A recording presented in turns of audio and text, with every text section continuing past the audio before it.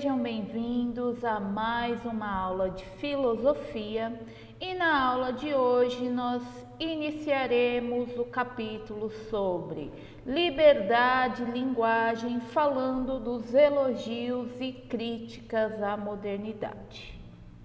Vamos lá?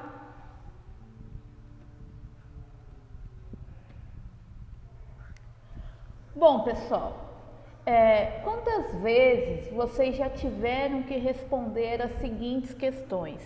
Que carreira você quer seguir? Em que faculdade você quer estudar?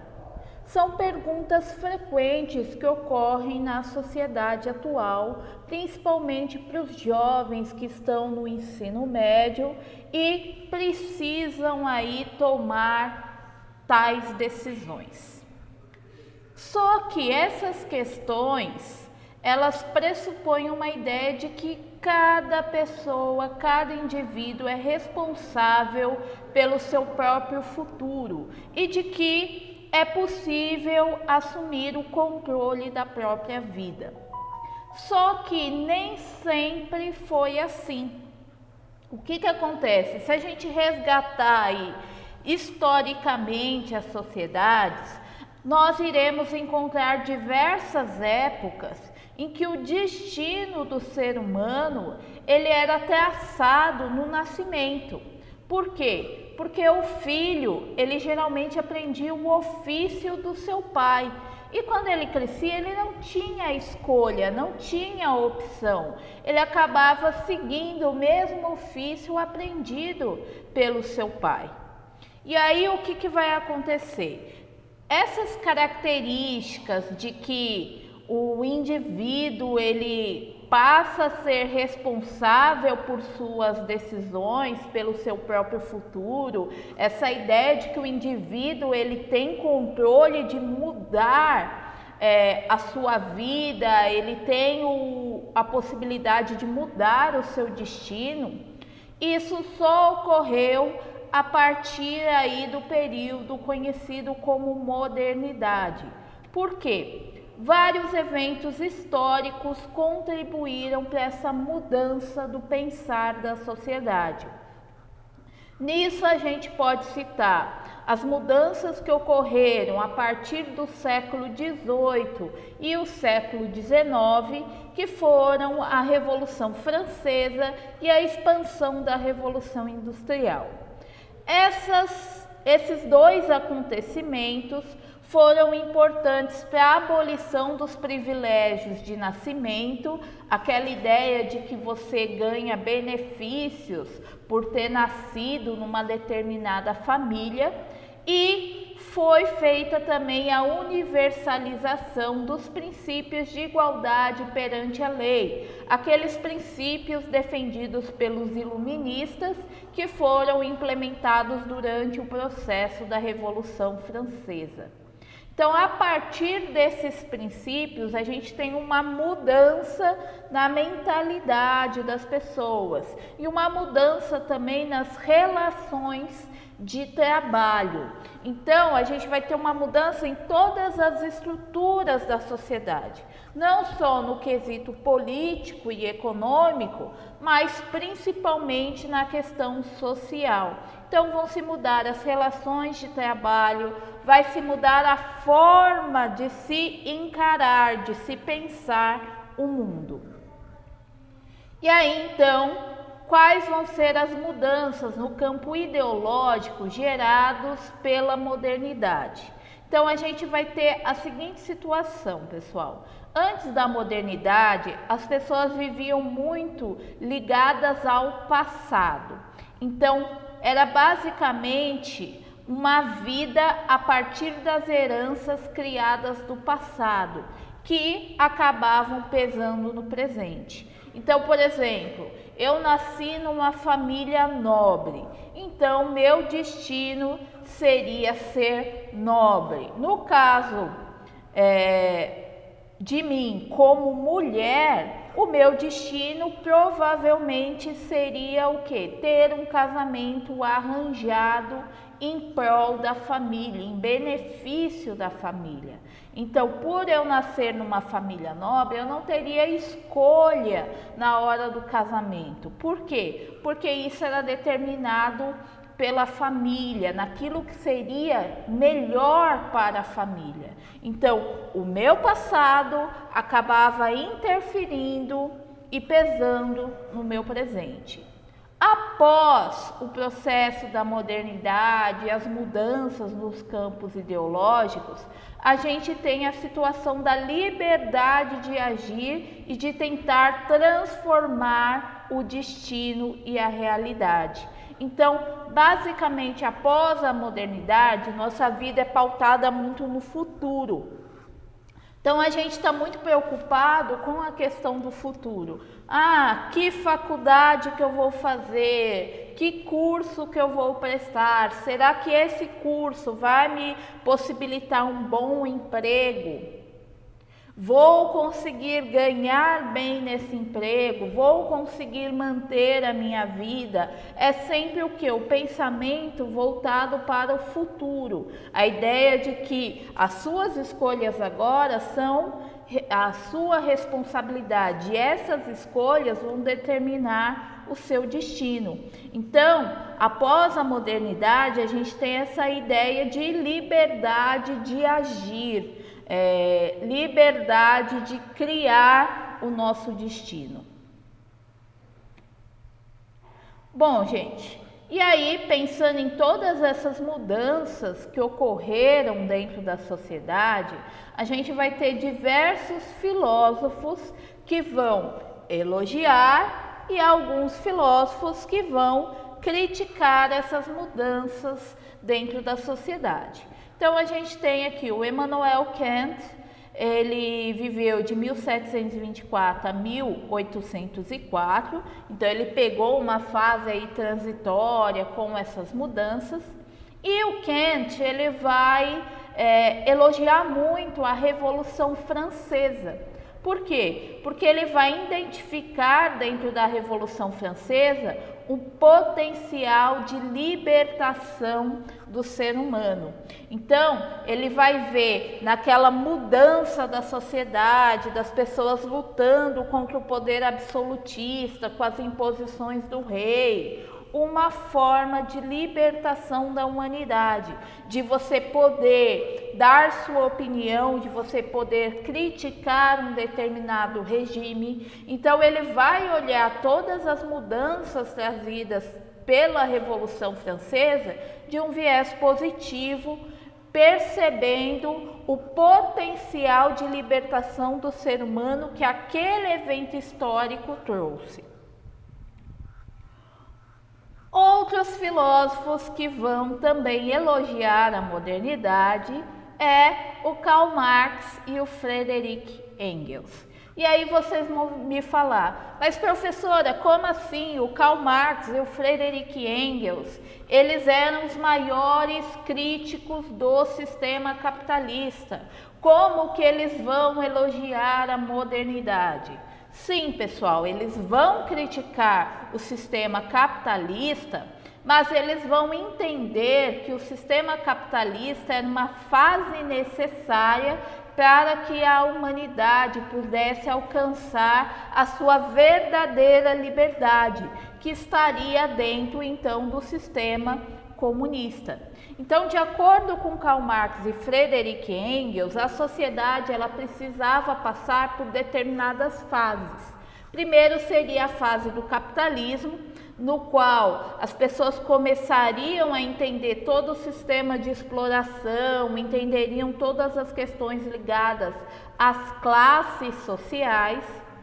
E por conta de entender todo esse sistema de exploração e entender a classe no qual ele pertence, nós teríamos uma mudança radical que seria o sistema socialista, que seria o oposto do capitalismo. E aí, nesse sistema socialista, seria uma divisão mais igualitária, você equilibraria as diferenças sociais mas ainda assim não seria um sistema perfeito, porque seria um sistema ditatorial, porque seria uma ditadura proletária. E aí, a partir do momento em que as pessoas entendessem esses dois sistemas, elas conseguiriam pegar o melhor do capitalismo e o melhor do socialismo e criar então um sistema que daria realmente liberdade ao homem, que seria o sistema comunista, tá? Então essa era a ideia dele. Então Marx e o Engels, eles apontavam a modernidade como uma possibilidade de libertação do ser humano. E aí eles, em seu livro, né, o Manifesto do Partido Comunista, eles escrevem a seguinte frase: tudo que era sólido e estável se desmancha no ar. Tudo que era sagrado é profano. E os homens são obrigados finalmente a encarar sem ilusões a sua posição social e as suas relações com os outros homens. Então, nessa frase, gente, eles estão falando justamente dessa possibilidade de libertação do ser humano que a modernidade trouxe.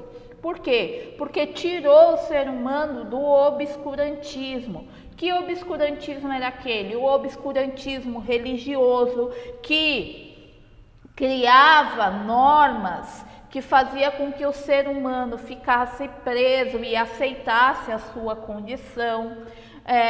Que tiraria o ser humano do obscurantismo trazido pelo sistema absolutista, que não dava liberdade do ser humano de mudar politicamente a sociedade. Então, eles começam a enxergar a modernidade como uma possibilidade de libertação humana. Porém, nem tudo são flores e houveram também muitas críticas a essas mudanças da sociedade moderna. Então, o que acontece? A gente tem a situação na modernidade que está em muito destaque nos dias de hoje, inclusive, que é o quê? A produção de uma gama infinita de mercadorias em troca da devastação da natureza. Isso começou lá no século XVIII com o processo da Revolução Industrial e se estende até os dias de hoje. Hoje estamos sofrendo consequências dos abusos que foram feitos por conta da exploração da natureza. Então hoje a gente tem situações de falta de água, de aquecimento global e atualmente no Brasil estamos vivendo momentos aí de queimadas das nossas matas, das nossas áreas florestais, de lugares extremamente importantes por conta de interesses de grandes latifundiários, de madeireiras, que veem aquelas florestas como um atraso à modernidade, um atraso ao desenvolvimento e ao seu crescimento econômico. E dessa forma a gente vem destruindo cada vez mais a natureza e estamos colhendo as consequências disso.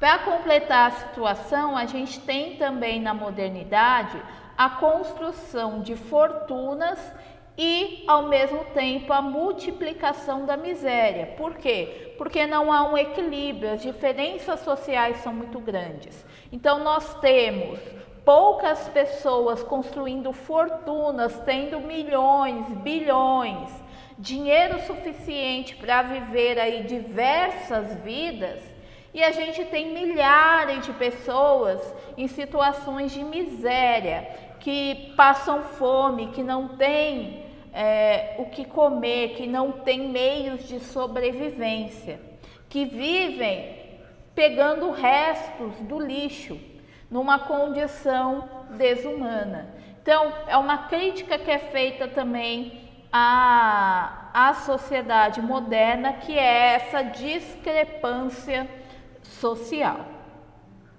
que vem aumentando com esse novo sistema. E aí, dentre os críticos da modernidade, eu posso citar para vocês o Max Weber, tá? Ele viveu em 1864, faleceu em 1920. Ele foi um pensador alemão e um dos principais críticos da modernidade. Para ele, viver na modernidade significa conviver com um amplo conjunto de instituições burocratizadas. E aí, para explicar toda essa questão que ele entende a modernidade como uma instituição burocratizada que vai acabar prendendo o homem ainda mais, ele vai criar o livro A Ética Protestante e o Espírito do Capitalismo em 1905. E aí ele vai criar todo o conceito de que esse processo de racionalização leva à perda do sentido, à medida que o conhecimento se torna cada vez mais técnico e especializado. Então ele pauta muito nessa questão de que o homem em si, ele não tem mais a busca do conhecimento de fato, ele não quer mais o conhecer. O conhecimento se tornou algo superficial, algo técnico, algo especializado. Então a gente tem cada vez mais especialistas em diversas áreas e pouquíssimas pessoas que abrem a possibilidade para um conhecimento mais amplo. Então as pessoas, elas são especialistas somente naquela função e não se abrem de fato para o mundo, para um conhecimento cada vez maior e mais amplo. E aí o que acontece? A modernidade tornou o ser humano imediatista. Então, o ser humano, ele passa a fazer as coisas não porque aquilo tem um sentido, mas porque aquilo vai beneficiá-lo de alguma forma naquele momento. Então, a gente tem dificuldade de enxergar o sentido das coisas e enxergar os benefícios ao longo prazo. Então, a gente só faz as coisas porque é uma questão imediata. Então, eu vou fazer um trabalho que o professor passou, mas eu vou fazer o trabalho porque vale nota e eu preciso passar de ano. Se o professor me der um trabalho que não vale nota, que é simplesmente a questão do conhecimento por si só, eu não faço. Por quê? Porque eu não vou ganhar nada com isso. Então essa é a ideia da questão da desvalorização do sentido das coisas, e cada vez mais as coisas vão ganhando um conhecimento técnico especializado e através sempre dessa questão de benefícios imediatos, tá? Então, para o Max Weber, a gente vive numa prisão de ferro. Então, todo esse sistema moderno, todas essas questões das propagandas, as mudanças constantes, acaba, na verdade, aprisionando o homem. Por quê? Porque ele fica limitado ao conhecimento técnico, ao conhecimento especializado. Bom, gente, por hoje é só. Espero que vocês tenham gostado da aula. Se cuidem e até a próxima.